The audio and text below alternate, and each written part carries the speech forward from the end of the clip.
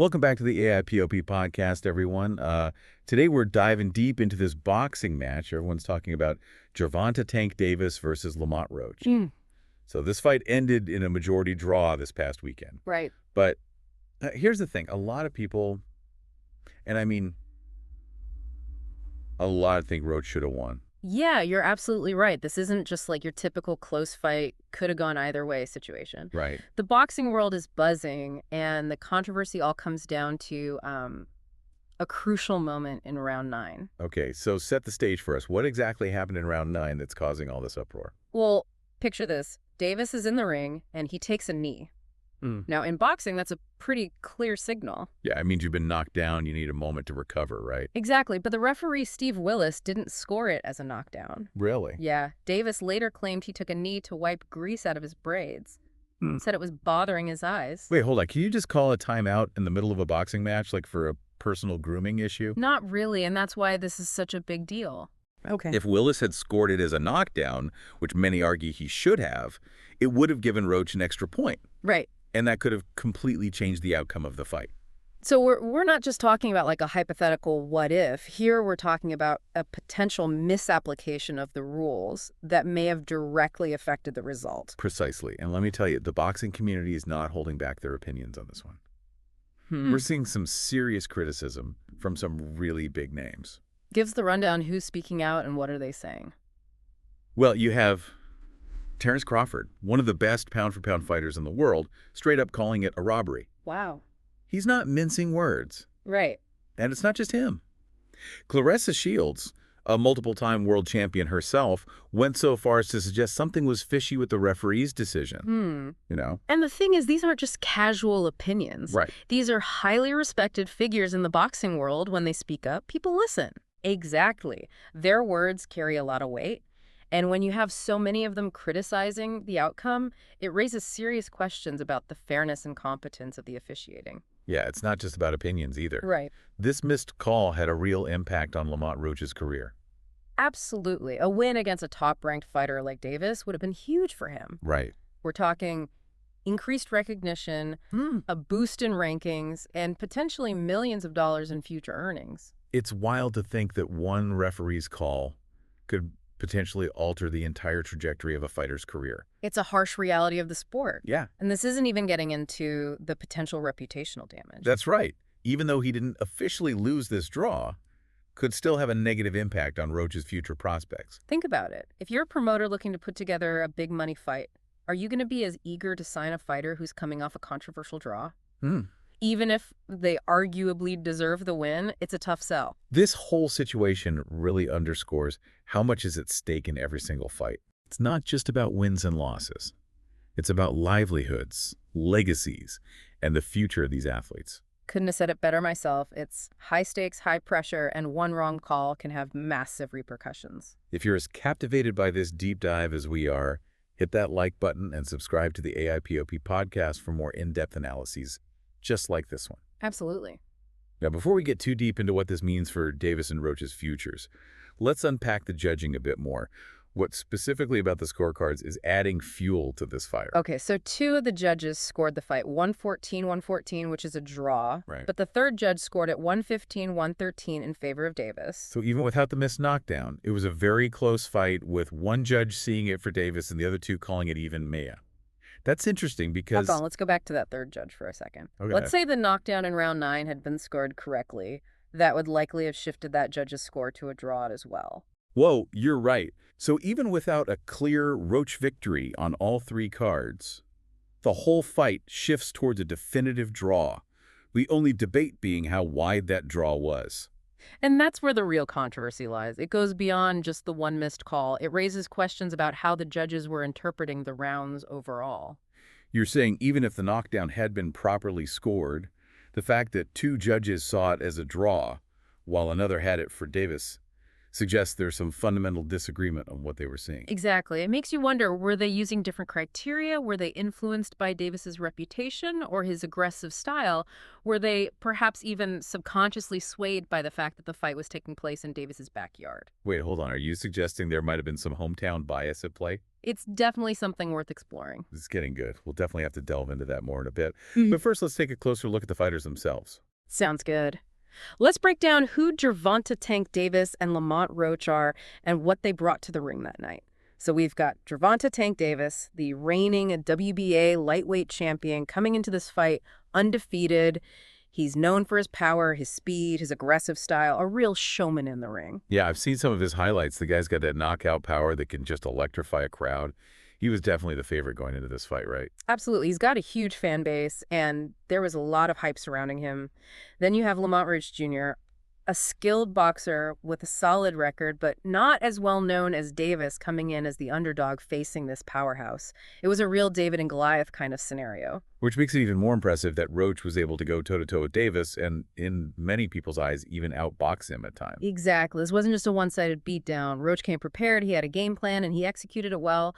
A lot of people, myself included, were really impressed with his performance. It's making me think back to that whole hometown bias thing we were talking about earlier. You know, the fight was in New York, and Davis is from Baltimore, which is relatively close. Yeah. Could that have played a role in how the judges were scoring the fight? It's an interesting question, and it's something that's hard to prove definitively, but let's be real, boxing judging has always had an element of subjectivity to it. It's not like other sports where you have clear-cut points or goals. It often comes down to interpretation, and that's where things can get a little murky. Especially when you have a fighter like Davis who's so aggressive and entertaining, even if he's not technically landing the cleaner shots, his style can be really captivating and maybe even sway the judges subconsciously. That's a great point. It's what they call the eye test in boxing. Yeah. Sometimes a fighter can look really impressive even if they're not necessarily winning the rounds according to the scoring criteria, and that can definitely influence how judges perceive the fight. It makes you wonder if the judges were perhaps giving Davis the benefit of the doubt in some of those close rounds. Maybe influenced by the energy of the crowd or even his reputation as a knockout artist. It's hard to say for sure, but it's a possibility, and that's why this fight is so fascinating. It's not just about what happened in the ring. It's about the whole context surrounding the fight, the Yeah. judging, the personalities involved, the location, the expectations going in. It's like this fight is a microcosm of all the complexities and controversies that have always surrounded the sport of boxing. You hit the nail on the head, and it's those complexities that make it so compelling. This conversation is reminding me why I love boxing so much. It's more than just two guys punching each other. It's a game of strategy, skill, heart, and sometimes a little bit of luck, and sometimes it feels like you need a law degree to understand the scoring. You're not wrong about that, but that's part of the charm, isn't it? It keeps us on the edge of our seats, keeps us debating, keeps us coming back for more. Totally agree.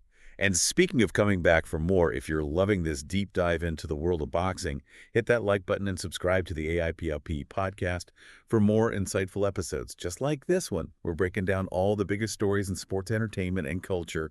And trust me, you don't want to miss it. Now, where were we? Ah, yes, the fighters. We were talking about Davis being this powerful force and Roach coming in as the underdog. But beyond the styles, what about the narrative surrounding these guys? Yeah, every fighter has a story, right? What were the storylines going into this fight? And how might they have influenced how people view the outcome?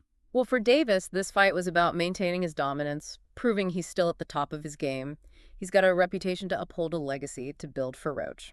This was his chance to make a statement to prove he belongs among the elite. It's like that Rocky movie, right? Yeah. The underdog trying to topple the champion. Everyone loves a good underdog story. And I think that added another layer of intrigue to this fight.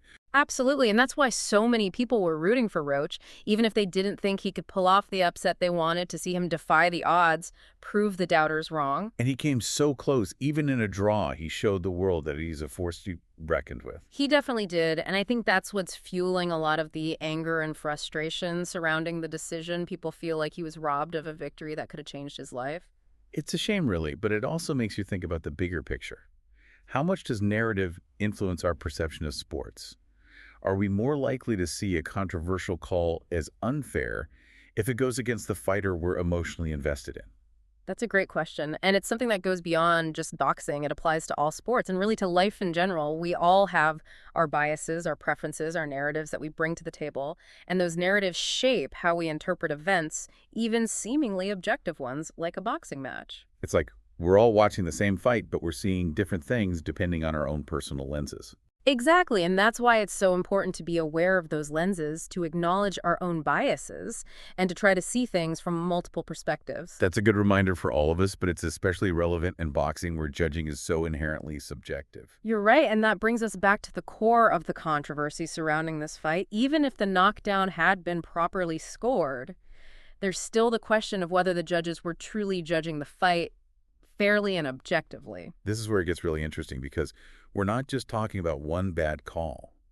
We're talking about a potential pattern of bias that could have a ripple effect throughout the sport. You're on the right track. This fight is raising some serious questions about the judging system in boxing. Okay, I'm ready to dive deeper into this. Yeah. What exactly are the issues with the current judging system, and what are some potential solutions? Let's break it down. So we're talking about judging in boxing, a system that for a long time has relied on the opinions of 3 individuals sitting ringside. Right. They watch the fight round by round and assign points based on a set of criteria: clean punching, effective aggression, ring generalship defense. Sounds straightforward enough on paper, but as we've seen with the Davis-Roach fight, things can get pretty subjective. Exactly what constitutes a clean punch?